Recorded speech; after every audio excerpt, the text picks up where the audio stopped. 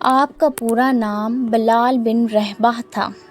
یہ بن خلف کے غلام تھے۔ حضرت بلال رضی اللہ عنہ مکہ میں پیدا ہوئے تھے۔ پہلے عبداللہ بن جدعان تیمی کے غلام تھے۔ عبداللہ بن جدعان کے 100 غلام تھے۔ یہ ان میں سے ایک تھے۔ جب اسلام کا آغاز ہوا، اس کا نور پھیلا تو عبداللہ بن جدعان نے اپنے 99 غلاموں کو اس خوف سے مکہ سے باہر بھجوا دیا کہ کہیں وہ مسلمان نہ ہو جائیں۔ بس اس نے حضرت بلال رضی اللہ عنہ کو اپنے پاس رکھ لیا۔ یہ اس کی بکریاں چرایا کرتے تھے۔ اسلام کی روشنی حضرت بلال رضی اللہ عنہ تک پہنچی۔ یہ ایمان لے آئے، مگر انہوں نے اپنے اسلام کو چھپائے رکھا۔ ایک روز انہوں نے کعبہ کے چاروں طرف رکھے بتوں پر گندگی ڈال دی۔ ساتھ ہی وہ ان پر تھوکتے جاتے تھے اور کہتے جاتے تھے، جس نے تمہاری عبادت کی وہ تباہ ہو گیا۔ یہ بات قریش کو معلوم ہوگی۔ وہ فوراً عبداللہ بن جدعان کے پاس آئے اور اس سے بولے، تم بے دین ہو گئے ہو۔ اس نے حیران ہو کر کہا، کیا میرے بارے میں بھی یہ بات کہی جا سکتی ہے؟ اس پر وہ بولے، تمہارے غلام حضرت بلال نے آج ایسا کام کیا ہے۔ کیا؟ وہ حیرت زد رہ گئے۔ عبداللہ بن جدعان نے فوراً قریش کو 100 درہم دیے تاکہ بتوں کی جو توہین ہوئی ہے اس کے بدلے ان کے نام پر کچھ جانور ذبح کر دیے جائیں۔ پھر وہ حضرت بلال رضی اللہ عنہ کی طرف بڑھا۔ اس نے انہیں رسی سے باندھ دیا، تمام دن بھوکا اور پیاسا رکھا۔ پھر تو یہ اس کا روز کا معمول بن گیا۔ جب دوپہر کے وقت سورج آگ برسانے لگتا تو انہیں گھر سے نکال کر تپتی ہوئی ریت پر چٹ لٹا دیتا۔ اس وقت ریت اس قدر گرم ہوتی تھی کہ اگر اس پر گوشت کا ٹکڑا رکھ دیا جاتا تو وہ بھی بھن جاتا۔ وہ اسی پر بس نہیں کرتا تھا، ایک وزنی پتھر منگواتا اور اس کے سینے پر رکھ دیتا تاکہ وہ اپنی جگہ پر سے ہل بھی نہ سکے۔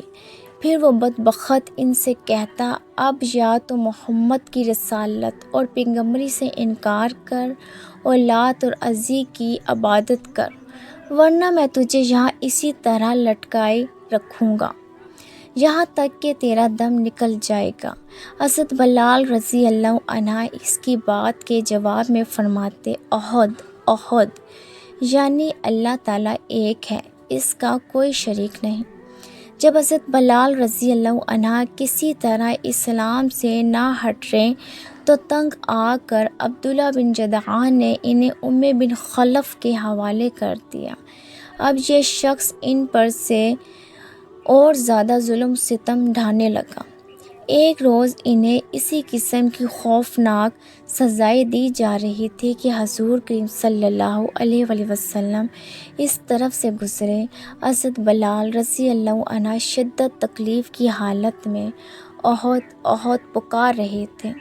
آپ نے انہیں اس حالت میں دیکھ کر فرمایا، بلال، تمہیں اس احد احد ہی نجات دلائے گا۔ پھر ایک روز حضرت ابو بکر صدیق رضی اللہ عنہ اس طرف سے گزرے۔ بن خلف نے انہیں گرم ریت پر لٹا رکھا تھا، سینے پر ایک بھاری پتھر رکھا ہوا تھا۔ انہوں نے یہ دردناک منظر دیکھ کر بن خلف سے کہا، کیا اس مسکین کے بارے میں تمہیں اللہ کا خوف نہیں آتا؟ آخر کب تک تم اسے عذاب دیے جاؤ گے؟ بن خلف نے جل کر کہا، تم ہی نے اسے خراب کیا ہے، اس لیے تم ہی اسے نجات کیوں نہیں دلا دیتے؟ اس کی بات سن کر حضرت ابو بکر رضی اللہ عنہ بولے، میرے پاس بھی ایک حبشی غلام ہے۔ وہ اس سے بھی زیادہ طاقتور ہے، تمہارے ہی دین پر ہے۔ میں ان کے بدلے میں تمہیں وہ دے سکتا ہوں۔ یہ سن کر بولا، مجھے یہ سودا منظور ہے۔ یہ سنتے ہی ابو بکر صدیق رضی اللہ عنہ نے اپنا حبشی غلام اس کے حوالے کر دیا۔ اس کے بدلے میں حضرت بلال رضی اللہ عنہ کو لے لیا اور آزاد کروا دیا۔ سبحان اللہ! کیا خوب سودا ہوا۔ یہ بات جان لینی چاہیے کہ حضرت ابوبکر صدیق رضی اللہ عنہ کا حبشی غلام دنیا کے لحاظ سے بہت قیمتی تھا۔